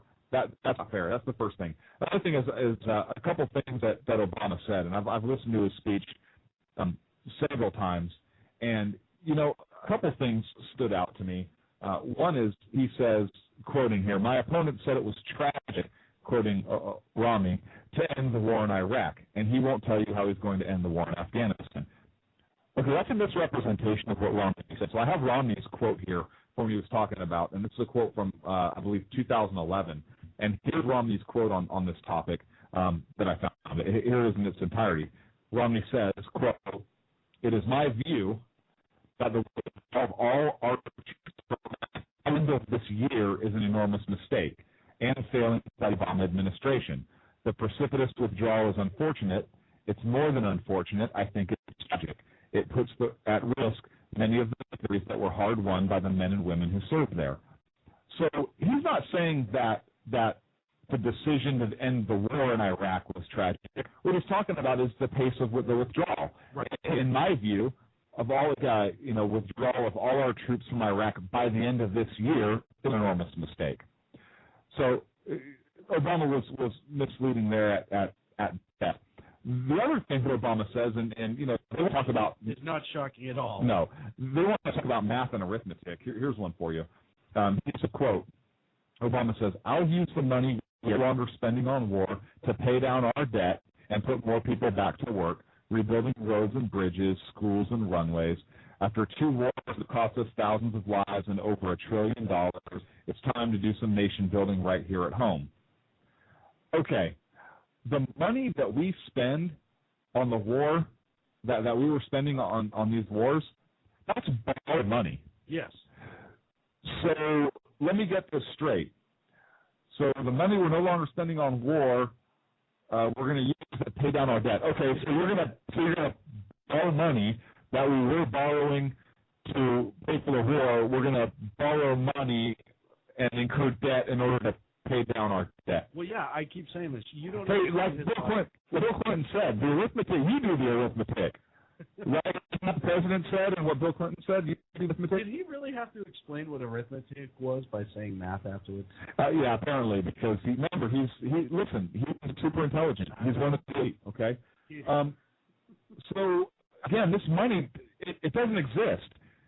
This money doesn't exist unless now you want to add it to the debt. So now we're going to use imaginary money to pay off the debt, which is imaginary money. No, it's real money. It's real debt. So yeah, we're going to increase. The debt itself is real. Money's pretty imaginary. Right. We're going to increase our debt in order to pay down our debt. Right. And then by doing that, we should save money on the debt, and by saving that money on the debt, we can pay off another debt. You know, I'm not doing my banking like this. And I bet you I nail it. And then when I get pulled and when the FBI kicks my door and start looking at my bank records, I'll say, "Hey, I just went with the president's plan. He laid it out. I thought, hey, this isn't a bad idea. Yeah, I'm going to try it out." Listen, if you can't hang charges on me for this without charging let's get the head of the DOJ to investigate the president for the same logic, and Congress and everybody else who's responsible for our debt, and then maybe I'll let you prosecute me for running my finances the same way that you guys have been running it. Yeah, absolutely. You know what? I said this before. Hang on, I'm going to say something that's going to get us on a watch list. You ready? You guys are legitimate. Okay, go. One of the things that... What's that stand for? Flipping big idiots? I don't know what the... Why are you laughing right now? It's just funny. So it's true. And you think you're going to get a son and hey, what if you want a son? All of them. Because one day, when the progressives get their way and free speech is no longer good, we're going to be, "Hello, are you sackheads? Papers? Oh, come to play." He's not speaking good without the papers.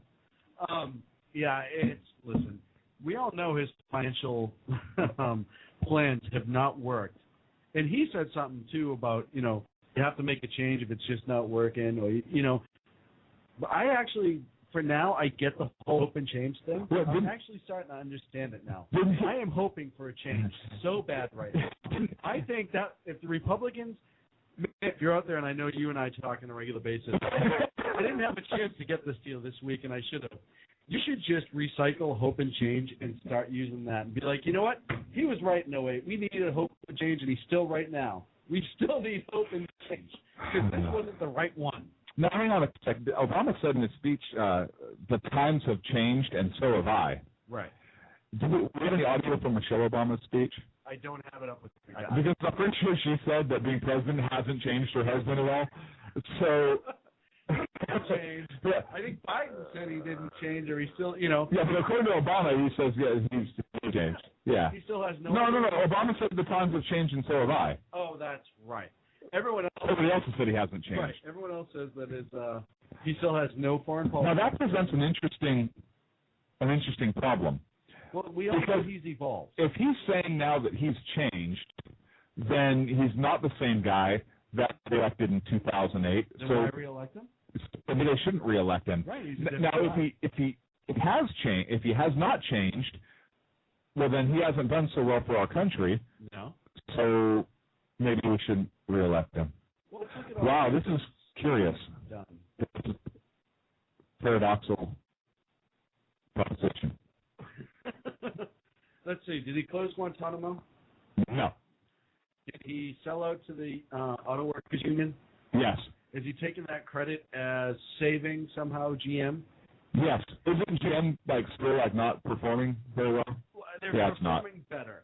Then All what? of them are. Then what? Then a bankrupt closed business? Yes, they are performing better than a closed. Solyndra, Yes. which I thought it was funny that his speech was on the same day, 1 year anniversary that Solyndra declared bankruptcy.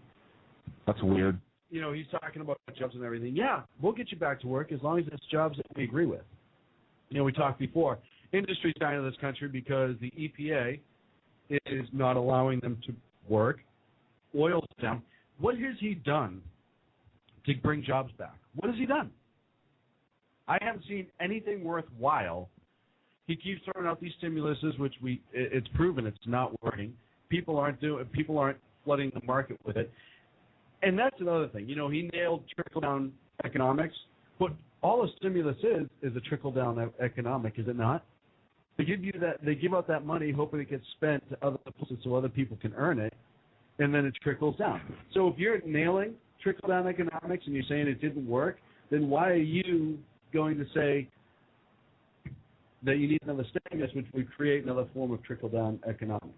The problem is because what you're saying is he wants more stimulus to pump out to the economy so that people spend more money spent, more jobs that are shovel ready, and then they can go spend money and pump it to the economy. Basically, middle class out. It doesn't work that way. Listen. We all know, Adam Smith, that wealth of nations, the whole trickle-down economics, the whole free market enterprise system has been perverted, and it has been for a long time. Yes. It's with the regulations and so forth that have been put into place. We haven't had a true free market system in about 100 years. I'll throw that number out. I don't know if it's 100 years, maybe 60 or 75. Okay, I'm keeping it. All right. And so we don't have those same. We're not that anymore. We have regulations and all this other good stuff, and not really good stuff, but these other things in place that have really handicapped us. So you have somebody who creates a business. That business grows. They hire more people because the business grows. It creates jobs. It's simple. If you have a middle class that has more money and they're spending, what are they spending money on? They're spending money on things that a lot of times are made overseas, so it's going to go with those economies. They are buying more things. For China. It's done awesome for China. So it may grow certain companies because they are purchasing more products, and then it'll allow them to grow more, but not at the same rate. Not everybody spends. No. So what you're saying is, that's the thing. If you have people that are saving money, they're spending money and growing it from the middle class out because they're saving. They're not purchasing products. They're not putting that money back into the economy. So pumping money out there and saying you're going to grow the middle class out, you're essentially saying that you want to stay a society where we are consumers. We are a consumer society because we want our middle class to spend money and consume to keep that money going in the economy. Whereas if you're talking about trickle down, you're putting that money, you're allowing these businesses or whatnot to grow, to produce jobs, to grow and so forth, to get their products out, and you're creating products, creating industry, you're creating job growth as opposed to becoming a nation of consumers. Now, are those people going to purchase things and consume more? Yes, they are, but that's not your economic plan for growth. Your economic plan for growth is trickle down. It's to give the money to, again, to the people that are going to spend it to grow business and so to hire more people who are then going to put money into the economy. If you're pumping money just to the middle class and you want to grow it from the middle class out, you're just pumping it in from a consumer standpoint. You're not creating anything. You're not creating jobs for them. we talked about industry before. You're not lifting the restrictions on the EPA, which are just over the top, and you can't tell me with all the advances we've had in technology and stuff like that, things like steel. He's still attacking coal left and right like it's this big evil commodity. He doesn't mention the amount of natural gas that we have in this country. He doesn't talk. I can imagine the natural gas that's in this room right now, sitting next to you. He doesn't mention, the amount of oil we have in this country. He doesn't talk about any of that. All he talks about is the fact that he needs more time. And it's the same speech we've heard for 4 years. But think about it. What other point is he going to make? Nothing. He can't come out and say, I've been awesome. He can't run on what he's done. He cannot run on this record. He kind of reminded me of a cocky Oliver Twist asking for more. Interesting. He could. But instead of being a little just it was cocky over the top. Like that swagger was too much. I honestly thought if he played the humble bit a little bit more, he probably would have been better off. Or you know what? He could have even played to his extreme base and said, you know what? I promised you we'd fundamentally transform America. We pushed through health care. We're going to completely privatize, or we're going to completely get the healthcare system under government control. We've expanded the food stamp program. We've expanded government programs. Yeah. We're trying to create jobs in the government sector, not the private sector. But if he came out and said that, you could say, yeah, this guy did accomplish those things. He absolutely did. And he would rally that extreme purpose. The problem is, I think he knows if he does that, he would lose all of Middle America. Yeah. A lot of he could come out and say, hey, I don't believe that Jerusalem is, he's just, hey, you know what, Mr. President, come out and that's what you really believe. But you're not going to do that. You're going to put on a show. From the same and Joe Biden, thank you for being the very best vice president I could have ever hoped for, and being a strong and loyal friend. I want to know what he was hoping for. Really, he must have really low standards, I think. So it was just, I hate to say it, I was hoping for, when I watch it, just like when I watch anything, you hope something to stand out. You hope for them to be like, they opened up with Sandra Fluke talking about, what a troll she is. And, again, she was flirting with, Jesse Jackson at one point, just over the top, which I don't care. She can do whatever she does behind the bedroom, but man, she is just out of control. She's had her 15 minutes of fame and turned into a 90-minute dirty movie. And I was hoping, like you said, I really was hoping that he'd come out and actually talk about his real beliefs and not just recycle the same empty stories that he's had the last 4 years. And that's all these are. His whole speech was just a chop-up of all of his other speeches thrown together because he has nothing. He doesn't want to run on his record because there's no record there. I would have to go after Mitt Romney for not having foreign policy experience. You had zero foreign policy experience, and you still suck at it. Yeah. And you're going to go a guy who did international business and actually can, maybe put something together. And you could be outsourcing jokes all you want, but again, how many jobs did he say by having to outsource because of government regulation? That's on you. You're picking and choosing, and you're not looking at the totality. You're not talking about what you have done. You're talking about what the other side wants to do. And he has to do that, though. Exactly. He has to do that, though. I was hoping. I don't know. I really wasn't hoping for much. I didn't. I had zero expectations out of this speech, and I'm glad. And I'm honest. But there's no way he can't be honest. Why? He cannot be honest because in this country, you cannot be an anti-colonial Marxist and win election to the presidency. I saw 2016 a couple days ago. I have not. And I think you should. I know. It's an interesting movie. It paints a picture about President Obama and kind of his belief system and where he comes from, anti-colonial mindset and so forth. And it's not like an anti-Democrat movie or an anti-pro-Republican movie. It paints a picture of, hey, this is where President Obama comes from. These are the belief system that he grew up and operated within, and this is kind of who he is and the people that have surrounded himself with.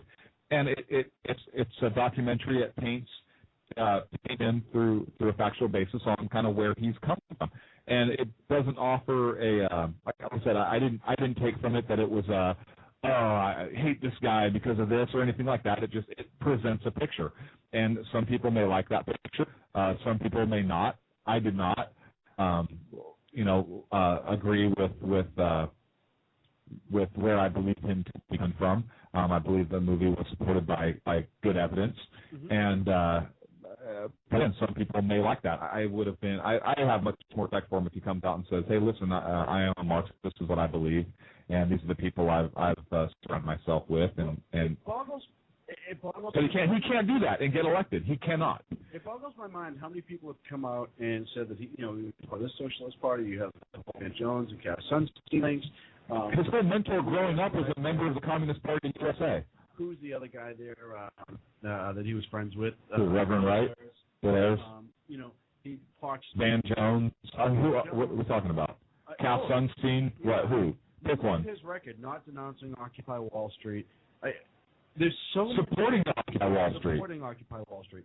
He's had so many links to this Marxist socialist belief, and as you said before, borderline communist in some ways, that people don't catch. They all think it's rhetoric, and they refuse. It's kind of like the elephant in the room. Nobody wants to look at it.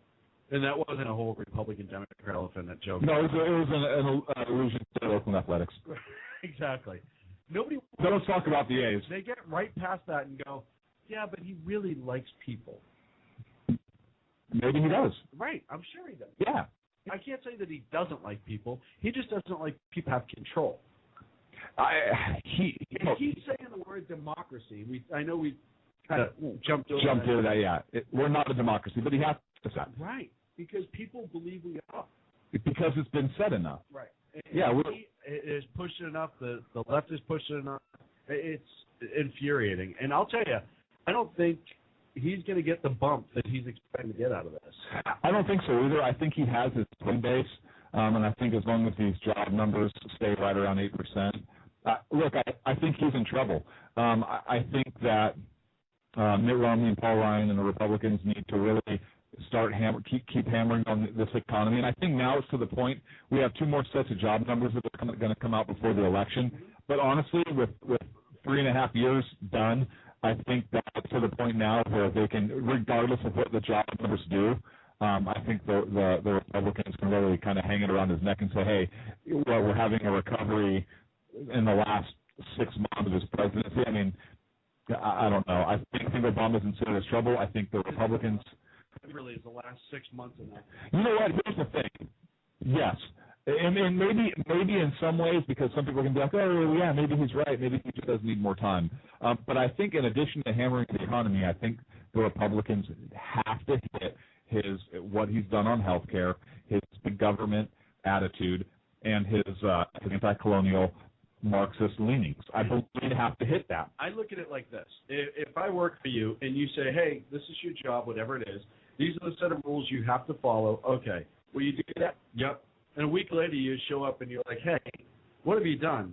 Well, I kind of did a little bit of my job I was supposed to do. Well, you're not in dress policy. You have to dress, wearing jeans and a T-shirt. You have to be in a suit and tie. Yeah, I know, but I really like jeans and a T-shirt. Well, wear a suit and tie, and I'm going to talk to you next week. We'll review how you're doing. You come back next week. Same thing. Nothing's changed. I kind of moved papers around the desk and made it look good. I over-exaggerated what I did for work. Week 3, same thing. Week 4, same thing. Week 5. How long before you get fired? And this is the problem, is he's never worked in a private sector industry, so he doesn't understand. No, he believes the presidency is union and you can't fire him without cause. How many times can you do that before your boss, in real word, turn around and can say, hey, pal, go pound sand, you're all done? Depends who your boss is, and the people are the boss, and it's just a matter of what are they going to let him get away with. You know. Well, and I've managed people, and I've said this before, you have to maintain that difference between, yeah, he's a nice guy, and he's not getting the job done. You know, I've had people work for me that were nice guys. Well, how about this? What if you have somebody who is trying to do a job as they see it, but they're operating outside of company policy or rules? For example, the company policy and rules or the national policy and rules, which is the Constitution. Yes. So, why the Republican Party is not putting ads out showing all the czars that he's appointed, who he's appointed as these czars, and how he's operated, how he has operated outside of the Constitution, and outside of the law and the rules that are set up in this country. Look, I think they should be attacking on all these fronts, and this is the issue that I have with the president. Again, it's not a personal issue. It's his policies and the way he goes about his business. And if this were a Republican president who was doing these things, well, I disagree with the fact that Republicans have appointed stars in these positions. Absolutely. Also. So this isn't a Democrat-Republican issue. This is an issue that I have with stars. But if you look about even like the recess appointments he's made to his cabinet and so forth, there's been several examples that they can point to about how not only has he not done the job that he's been elected to do, but he has operated outside of the Constitution and outside the law of our country by doing these other things. And nobody is hitting him with this stuff. No, and that's what I don't Everybody's understand. giving them pass. I think part of them, and I don't know why, but I think part of the Republicans are afraid that if they do start hitting him on everything, it'll just look like they're bullying him. Because unfortunately, we've become a society that we worry more about bullies than. Well, yeah, you had that one speaker at the DNC. I can't remember who it is, and it's probably better that I don't because he's a knucklehead. They're not going to allow the Republicans to bully him out of office. Really? I didn't realize that the voting public were bullies. Yeah. I didn't realize that the people that you're supposed to answer to were bullies. Well, and that kind of gives you the liberal mentality. Is that if you don't agree, we just don't want you around, and that's what it comes around to. You know, instead of saying, hey, we can disagree and we can keep our values and find a way to come to an agreement with both sides keeping our values, or at least, you know, that's gone. We can't right now. Listen, Biden. I believe it was Biden who said it. We're at a hinge right now on where we want to go. Right. And look, are we going to go down the path? And I think he was absolutely right. Are we going to go down the path of, hey, we're gonna start turning ourselves into a socialist country like by way of Europe and so forth? Are we going to start down that socialist road? Is that where we're going to go? Or are we going to go down the other road where we need to turn back and start going more towards individual liberty and our founding principles? And so when he says we're at a crossroads, I think he's absolutely right. Or we're at hinge or whatever word he used. I think he's absolutely correct. We are. Because if Barack Obama gets elected, we're going to have 4 more years of going down the socialist road. He's not going to have an answer to an electorate at that point, and he is going to do a lot more damage in that regard. Some people may like going that direction. I, for one, do not. Whereas Romney, hopefully, would start taking us back the other way. I hope. I don't think Romney will turn as much back towards that direction as we need to. And I think when you have the Tea Party and the Occupy movement, polar opposite ends of the spectrum, I think that epitomizes where these groups want to take us. You know, the utopia of each, if it were. So you have the Occupy movement, the utopia of, hey, people's rule, mob rule for democracy. Everybody gets everything all the time. Or big government, socialism, communism, whatever you want to call it, versus the Tea Party, hey, complete individual liberty, very limited government. So two polar opposite ends of the spectrum. Look, this isn't the time of our founders anymore, where everybody wanted to go the same direction. We just didn't how to get there. This is, no, we have two polar opposite views of where this country needs to go, and two completely different ways of getting there. Well, and he kept talking at the end of his speech, the president did, about a better place, and we're looking down the horizon, and a better place, we're a better place. What better place is there than this country if you look at it the way it was intended? Well, it depends, your viewpoint. If you ask Karl Marx or Stalin that question, no, but you laugh, but you know what I mean? No, there's a whole reason why they were trying to undermine us and destroy us. There is, but by the same token, Cloward and Piven, rather. There's the other side of the spectrum where why do immigrants want to come here? Because this is a land of opportunity. Yeah. It truly is. And why immigrants who want to come here legally? Yeah. Because we are the land of opportunity. And that is rapidly closing. Oh, it's dramatically closing. I wish it were not the case.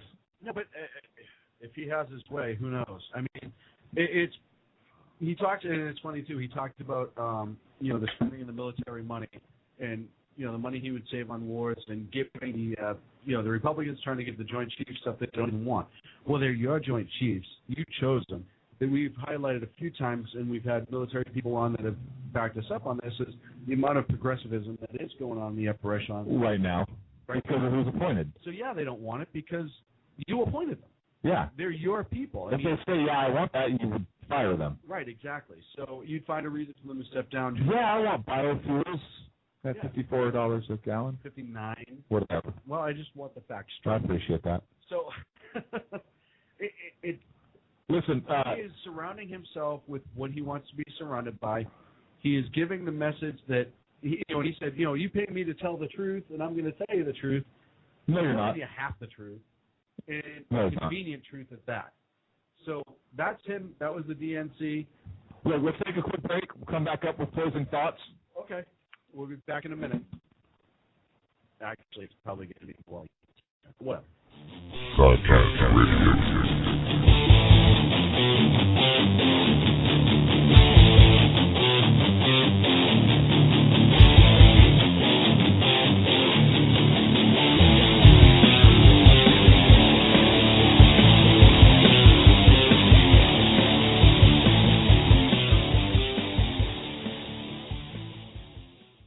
Hey, this is Sackhead Clint.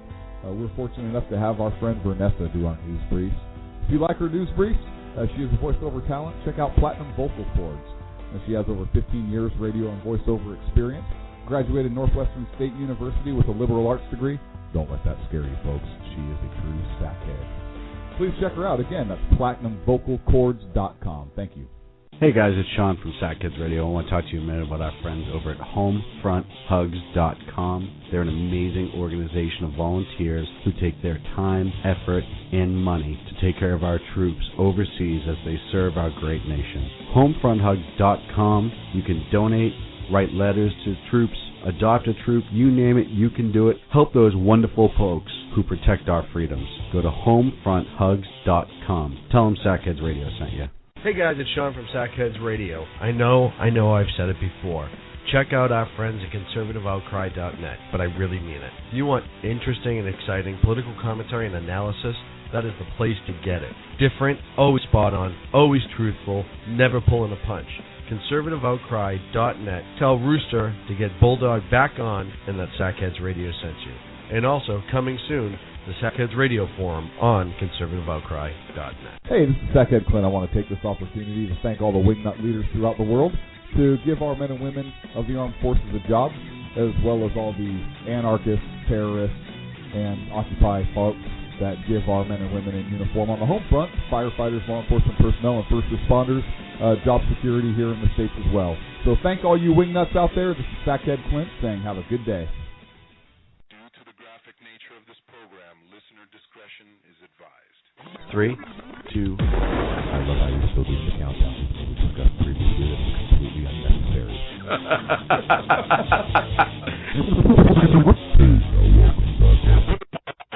So, interesting closing thoughts. What do you got? Well, both we wrapped both conventions. DNC did exactly what I thought they did. I thought they were going to just shout their Democratic things over and over again. I didn't think that they were going to make any sort of new points. I didn't think there was going to be any honesty. Republicans. What? That's not partisan. Not at all. I thought the Republicans were pretty good. I thought Romney, that was probably the best speech that he's given. And to counteract that, I thought Clinton, that's one of the best speeches that he's given in a few years, even though he's not. And, I thought all in all, I think the Republicans get the big bump, and that's not because I don't like the president, but I just think they had a better convention. Well, I think the Republicans get a bigger bump. I believe they had a better convention with a more positive message than the Democratic convention, as well as the numbers came out today, and they were positive for the president, which that's down 0.2% from 8.3 to 8.1, I believe. So I believe that hurts them and takes a little bit of wind out of the sails. Interesting, the conventions are over, so we'll have to see where the campaigning goes from here. They're kind of in the last final sprint here down to the election. I think Boston Schultz gave us some good material this week. I'd love to have her on the show and talk about some of this stuff with her. Also love to have Karen Harrington back. I think Harrington's in a good position, especially with some of these Boston Schultz things. So, what we got? Well, check us out next week. We'll be back at our regular time. It's going to be 11:30 Pacific, 2:30 in the morning East, and that's the show. BlackheadsRadio.com. Check us out. Here comes the music.